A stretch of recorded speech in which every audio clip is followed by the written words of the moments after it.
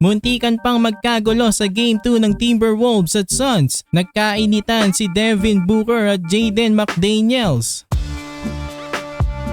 Phoenix Suns versus Minnesota Timberwolves. May 1-0 lead na ang Wolves at susubukan nila ngayon umabante ng 2 games habang ang Suns susubukan namang maka-steal ng game dito sa Minnesota para pagbalik nila sa kanilang home court tabla na ang serye. Sa start ng first quarter, naka 8-0 ang Timberwolves. Pasok agad ang first attempt ni Edwards from beyond the arc. Nakadakdak na rin si Rudy Gobert. Si Grayson Allen naman ang unang naka-score sa Phoenix Suns. Magandang start ulit ng Timberwolves. Mukhang matatambakan na naman nila ang Suns kagaya ng Game 1 pero dahil kay Devin Booker nakabalik ang Suns at naikat nila sa tatlong kalamangan ng Wolves 24-21 at the end of the first.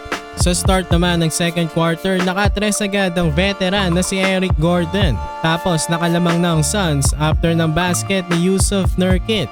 After niya na miscore ng 6 straight points si Bradley Beal at mas lalong gumanda ang nilalaro ng Suns nang ibinalik na si Kevin Durant. Nakalamang na sila ng 8 points 42-34 after ng slam dunk ni Drew Eubanks. Nagkainitan nga lang si Devin Booker at Jaden McDaniels. Muntikan na ngang magsuntukan ng dalawang ito pero hindi na lang pumatol si Booker. Baka kasi ma-eject pa siya sa game. Pero after niya nakabalik at nakagawa ng run ng Timberwolves down the stretch sa pangunguna ni Jaden McDaniels, Mike Conley at Rudy Gobert. Naibabangan nila sa isang lead ng Suns heading in sa halftime 51-50. Sa start ng second half, bad news agad ang bumungad sa Suns dahil na-injured si Grayson Allen. Nakalamang na rin ang Minnesota after ng tres ni Karl Anthony Towns. Pero sumagot naman ng back-to-back 3-pointers sila Bradley Beal at Devin Booker.